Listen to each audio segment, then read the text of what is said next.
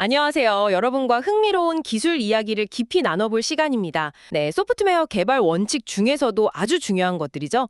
이번 주제는 객체 지향 프로그래밍, OOP의 핵심, 바로 정보 은닉과 캡슐화입니다.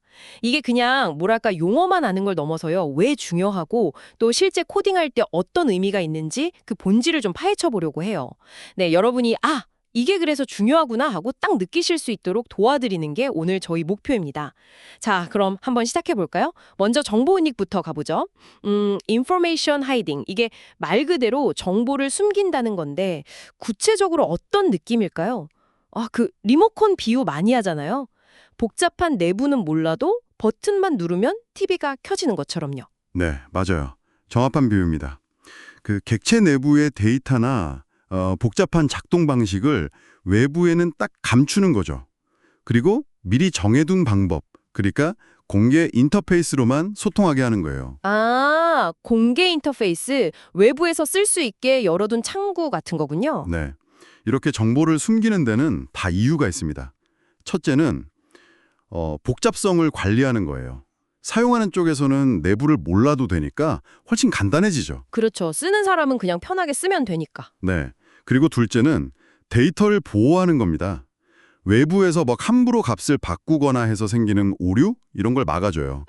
데이터를 함부로 못 건드리게. 중요하네요. 이게 결국 객체가 자기 상태를 자기가 책임지게 만드는 거거든요. 음, 객체한테 책임을 주는 거죠. 단순히 숨긴다기보다는 객체의 어떤 자율성, 안정성을 지켜주는 핵심 원리라고 보시면 됩니다. 울타리를 쳐주는 느낌이네요. 자기 데이터는 자기가 책임지고 관리해라. 이런. 그럼 외부랑 소통은 어떻게? 아까 말씀하신 공개 인터페이스? 네, 바로 접근 제어자라는 걸 씁니다.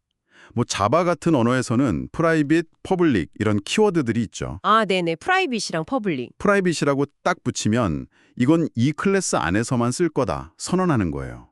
외부에서는 절대 직접 못 건드리죠. 반면에 퍼블릭은 이건 누구나 써도 좋다 열어두는 거고요. 이게 바로 외부랑 소통하는 공식 통로, 즉 공개 인터페이스가 되는 겁니다. 프라이빗으로 잠그고 퍼블릭으로 길을 터주고. 그렇죠.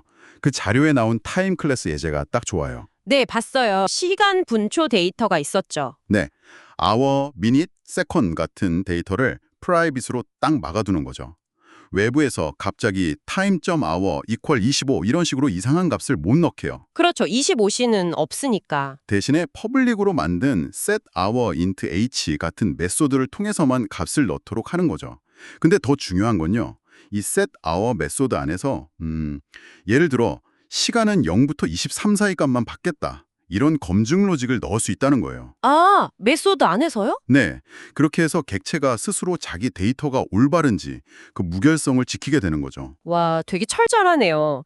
그냥 막는 게 아니라 정해진 규칙대로만 그것도 검사까지 해서 받는다. 여기서 자연스럽게 캡슐화 얘기가 나올 것 같은데요. 하나로 딱 묶는 걸 말해요. 묶는다? 네, 비유하자면 그 약국 가면 캡슐 약 있잖아요. 여러 성분, 데이터랑 효능, 메소드를 하나의 캡슐 안에 딱 담아서 보호하는 것과 비슷해요. 캡슐화가 사실 정보 은닉을 가능하게 하는 어떤 기반이 되는 거예요. 일단 관련 있는 애들끼리 한데 묶어놓고 캡슐화, 그 다음에 그 안에서 이건 밖에서 못 보게 해야지 하고 숨기는 거, 정보 은닉이죠.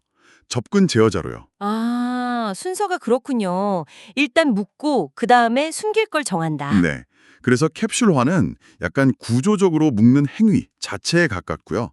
정보 은닉은 그렇게 묶은 다음에 달성하려는 목표, 그러니까 데이터 보호나 복잡성 감소 같은 거라고 보시면 좀 더 명확할 것 같아요. 묶는 행위와 목표. 네. 둘이 같이 가야 시너지가 나는 거죠. 캡슐화가 제대로 안 되어 있으면 뭘 숨겨야 할지도 애매해지고 체계적으로 정보 은닉을 적용하기가 어려워져요. 데이터랑 함수가 막 흩어져 있으면요. 그렇군요. 완전히 이해했어요. 캡슐화로 단위를 만들고 정보 은닉으로 그 내부를 보호하고 인터페이스를 정한다. 그럼 이게 저희 같은 개발자나 이걸 듣는 청취자분들께 왜 그렇게 중요한 건가요? 당장 코딩할 게 좋은 점이 뭐죠? 가장 큰 건 역시 유지보수성이죠.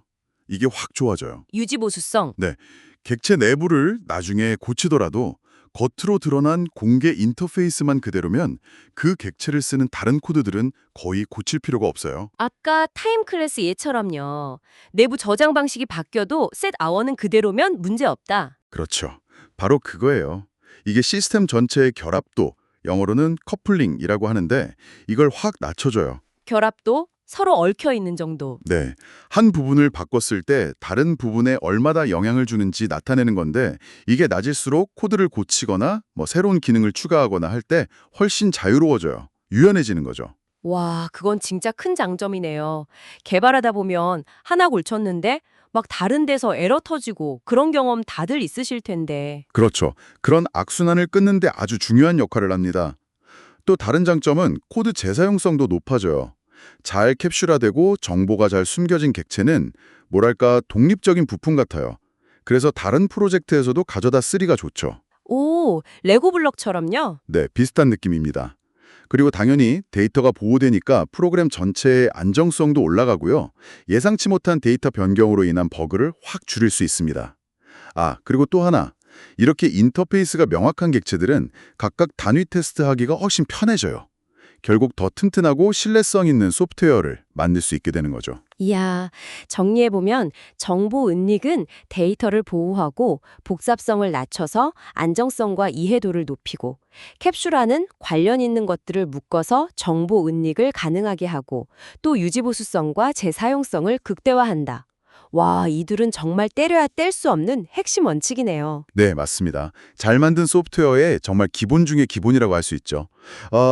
마지막으로 한 가지 좀 생각해 볼 만한 질문 같은 걸 던져드리고 싶어요. 네, 어떤 걸까요? 우리가 정보를 숨긴다고 표현했지만 이걸 단순히 그냥 감추고 제한하는 걸로만 볼 게 아니라 어떻게 보면 그 객체에게 데이터 관리에 대한 완전한 책임을 맡기는 과정으로 볼 수도 있지 않을까요?